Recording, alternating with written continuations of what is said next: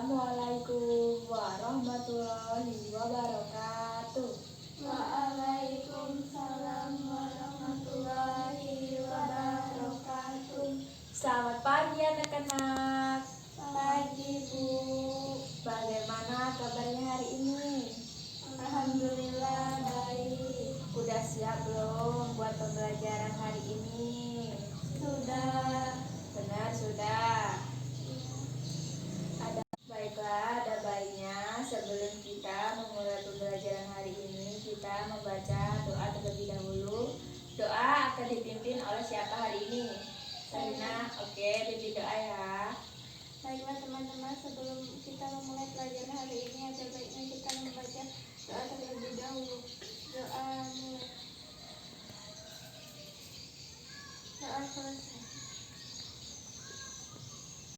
Anak-anakku sekalian, ada baiknya sebelum kita memulai pembelajaran hari ini, kita menyanyikan lagu nasionalisme Garuda Pancasila. Apa kan lagunya? Apa? Ayo kita nyanyikan. 1, 2, 3. Garuda Pancasila, akulah pendukungmu, patriot proklamasi, sedia berkorban untukmu. Pancasila dasar negara, rakyat adil makmur sentosa, pribadi bangsaku.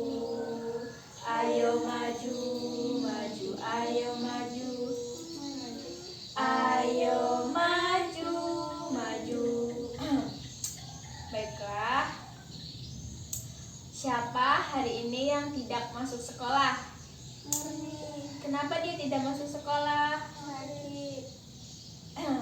Oke, semoga cepat sembuh ya buat Murni. Anak-anak, hari ini kita belajar tentang tema 5, lingkungan sahabat kita, subtema 2, perubahan lingkungan, pembelajaran keempat. Ibu akan menyampaikan tujuan pembelajaran hari ini. Yang pertama, kegiatan mengamati, bacaan, dan berdiskusi. Siswa mampu membuat peta pikiran tentang usaha ekonomi yang dikelola kelompok dengan benar. Siswa dapat mengidentifikasi jenis-jenis usaha yang dikelola kelompok dengan benar. Terus di sini Ibu akan menyampaikan sedikit materi, yaitu jenis usaha masyarakat Indonesia. Sebagian besar masyarakat Indonesia memiliki usaha yang bergerak di bidang pertanian. Selain pertanian, ada bermacam-macam jenis usaha masyarakat Indonesia. Jenis usaha itu ada yang menghasilkan barang dan ada jenis untuk menghasilkan jasa. Yang pertama, perindustrian. Industri adalah kegiatan memproses atau mengelola barang dengan menggunakan sarana dan peralatan, misalnya seperti mesin. Ada industri yang mengelola bahan baku atau mentah menjadi produk olahan. Ada industri yang hanya mengolah bahan mentah menjadi bahan setengah jadi. Ada pula industri yang mengolah bahan setengah jadi menjadi bahan jadi. Ada industri besar dan industri kecil. Industri besar menggunakan peralatan, modal, dan tenaga kerja dengan jumlah besar. Industri kecil menggunakan peralatan, modal, dan tenaga kerja dalam jumlah lebih kecil. Contoh industri kecil antara lain perajin mebel, pembuatan tahu atau tempe, perajinan keramik. Contoh industri besar antara lain industri baja, industri mobil, dan industri tekstil. Yang kedua, di sini ada perdagangan. Perdagangan adalah semua hal yang berhubungan dengan kegiatan jual beli. Dalam perdagangan ada perpindahan hak milik. Pedagang membeli barang atau jasa dari suatu tempat pada waktu tertentu, kemudian menjualnya ke tempat lain dengan tujuan memperoleh keuntungan. Tanpa adanya perdagangan, setiap orang harus memproduksi sendiri segala kebutuhan hidupnya. Dengan adanya perdagangan, produsen menjual hasil produksinya pada konsumen. Barang-barang yang diperdagangkan antara lain seperti bahan makanan, pakaian, hewan, bahan elektronika, kendaraan bermotor, dan sebagainya. Yang ketiga, ada jasa. Jasa adalah segala aktivitas atau manfaat yang ditawarkan kepada orang lain atau disebut dengan konsumen. Meskipun tidak menghasilkan barang, seperti misalnya industri, konveksi menghasilkan pakaian. Usaha jasa memberikan pelayanan kepada konsumen. Contoh, pekerjaan yang menjual jasa adalah seperti guru, pengacara, dokter, montir mobil, jasa keuangan, pemandu wisata, dan sebagainya. Di sini ada yang ditanyakan? Kalau tidak ada yang ditanyakan, ibu yang bertanya. Kalau ada yang bisa, angkat tangan ya. Apa perbedaan industri besar dan industri kecil? Saya Bu. Apa? Coba. Industri besar merupakan peralatan modal dan tenaga kerja dalam jumlah besar. Industri kecil merupakan menggunakan peralatan modal dan tenaga kerja dalam jumlah lebih kecil. Pintar. Terus contoh pekerjaan yang menjual jasa. Ada yang bisa? Tunjuk tangan. Aska, apa jawabannya? Guru, dokter, dan montir mobil. Pintar. Terus kita lanjut. Selanjutnya di sini ada ekonomi, usaha ekonomi yang dikelola kelompok. Badan usaha milik negara BUMN atau perusahaan negara, yaitu sebuah perusahaan yang seluruh atau sebagian besar modalnya dimiliki negara. BUMN dapat berbentuk perusahaan umum. Lanjut, materi selanjutnya adalah usaha ekonomi yang dikelola oleh kelompok. Pada pembelajaran kali ini ada pula usaha ekonomi yang dikelola secara berkelompok. Usaha ekonomi kelompok ini dikelola secara bersama, baik modal, pengelolaan, maupun keuntungan. Bentuk usaha ekonomi yaitu badan usaha milik negara atau disebut juga dengan BUMN. Badan usaha milik negara BUMN atau perusahaan negara yaitu sebuah perusahaan yang seluruh atau sebagian besar modalnya dimiliki negara. BUMN dapat berbentuk perusahaan umum atau perum dan perseroan terbatas. BUMN bergerak di bidang usaha yang bersifat strategis atau vital, misalnya bidang energi listrik dan telekomunikasi. Di Indonesia juga terdapat badan usaha milik daerah atau yang disebut dengan BUMD.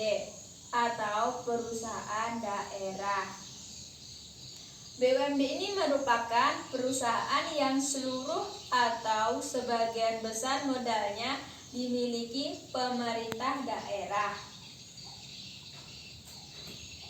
Tujuan pendirian BUMD ialah ikut melaksanakan pembangunan ekonomi daerah dan pembangunan ekonomi nasional, memenuhi kebutuhan rakyat dan menyediakan lapangan kerja untuk mewujudkan masyarakat adil dan makmur.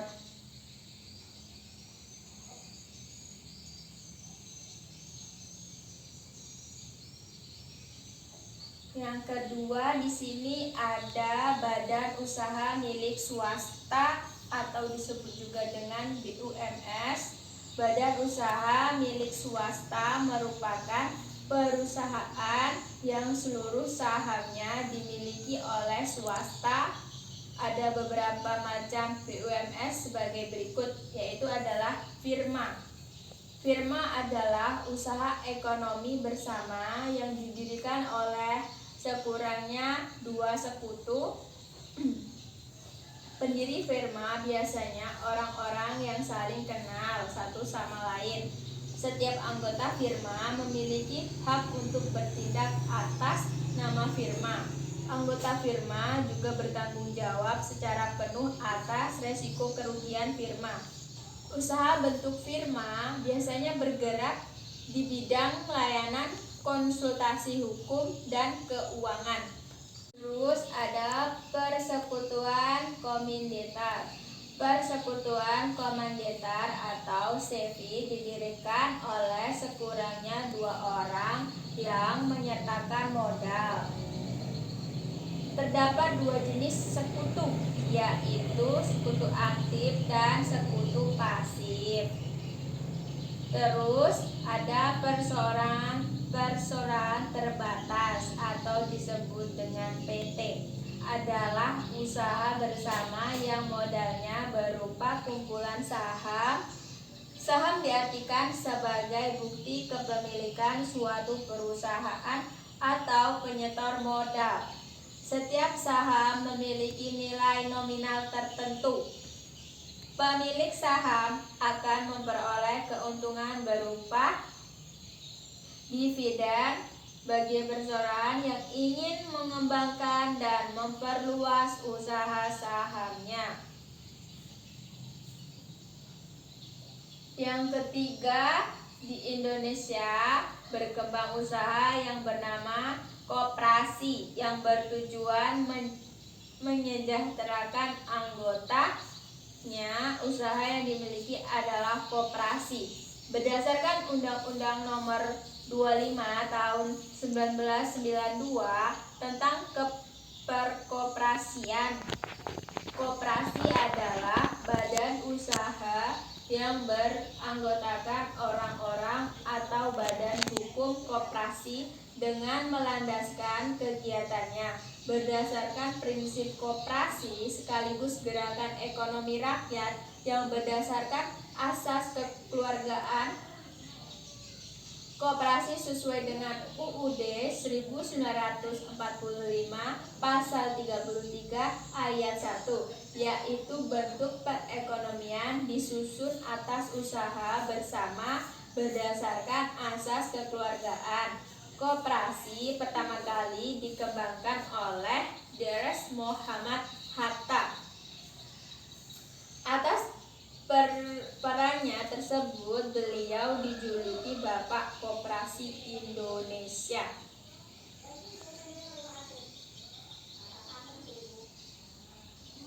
Ada beberapa bentuk koperasi yang berkembang di Indonesia. Ada yang tahu nggak bentuknya? Yang pertama itu ada koperasi konsumsi, yaitu koperasi yang menyediakan berbagai barang konsumsi untuk memenuhi kebutuhan sehari-harinya. Contohnya seperti beras, gula, minyak, sabun, dan peralatan rumah tangga lainnya, serta barang elektronik. Tujuan koperasi ini adalah memenuhi kebutuhan sehari-hari sehari-hari bagi anggota dengan harga dan mutu yang layak.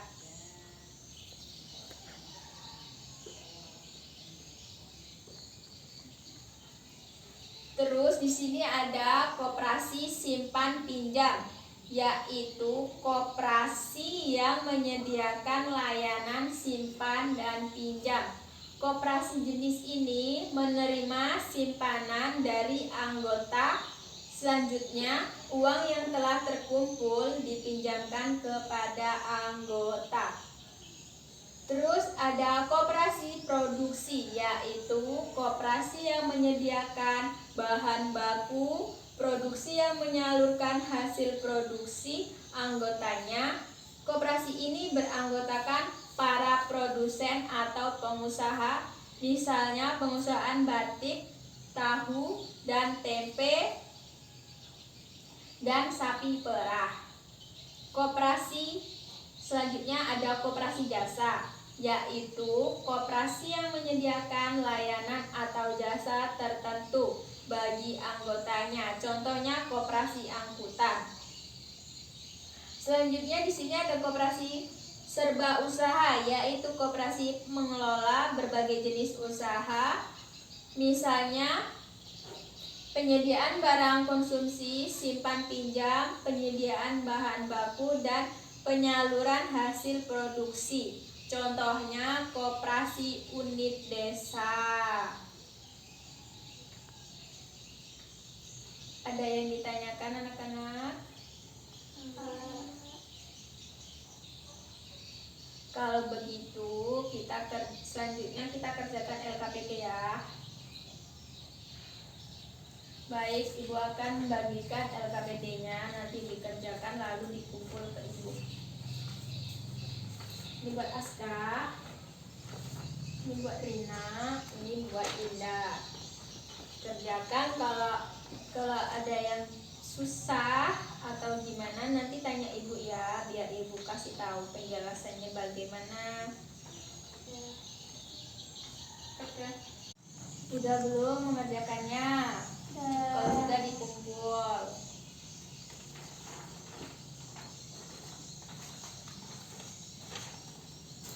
Dari pembelajaran hari ini, siapa yang bisa menyimpulkan pembelajaran hari ini? Ada yang bisa? Tunjuk tangan. Iya, Pak Rina. Silahkan. Jenis usaha masyarakat Indonesia ada 3, yaitu perindustrian, perdagangan, dan jasa. Selanjutnya, usaha ekonomi yang dikelola kelompok yang pertama. 1. Badan usaha milik negara atau BUMN. 2. Badan usaha milik swasta atau BUMN. 3. Koperasi. Baik, pintar. Akhirnya ada yang masuk juga ya di otak. Adakah yang mau ditanyakan lagi sebelum Ibu tutup pembelajaran hari ini? Iya.